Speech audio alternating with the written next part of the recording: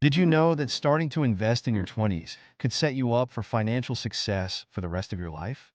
The earlier you start, the more you benefit from compound interest. Today, I'm breaking down 5 practical investing tips for young people that anyone can follow to begin building wealth. Before diving into the stock market, take some time to learn the basics of investing. Understand concepts like stocks, bonds, ETFs, and mutual funds. There are tons of free resources online like blogs, YouTube channels, and even apps that can help you understand how the market works. Remember, knowledge is your greatest asset.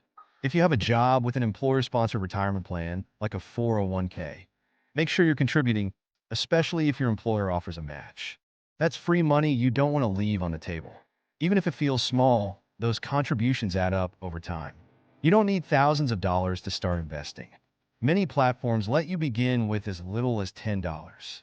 Focus on consistency rather than large sums. Use apps or robo-advisors that automate the process and help you build a diversified portfolio with minimal effort. Don't put all your eggs in one basket. Investing in a mix of assets like stocks, bonds, and index funds reduces risk. And if you're just starting out, consider investing in broad market index funds or ETFs. They're low cost and provide exposure to hundreds of companies. The stock market can be volatile, but remember, investing is a marathon, not a sprint.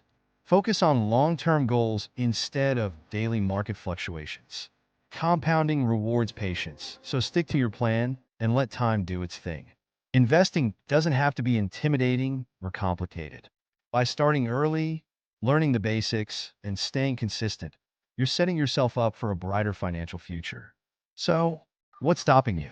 Take that first step today. If you found this helpful, hit the like button and subscribe for more tips on personal finance and investing.